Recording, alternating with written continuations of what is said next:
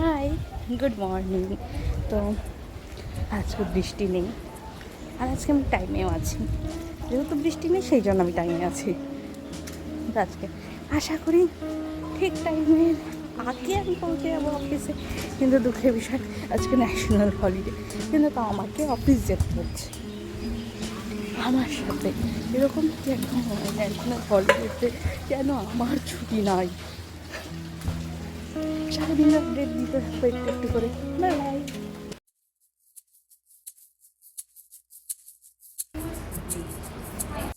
আজকে আবার সবার টিফিনের বুফে লেগেছিল,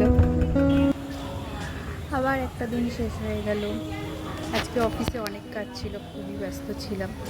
আপনাদের দিন কেমন গেছে অবশ্যই জানাতে ভুলবেন না। আর আমার ভিডিও ভালো লাগলে অবশ্যই লাইক, শেয়ার আর সাবস্ক্রাইব করবেন। আবার দেখা হবে কালকে।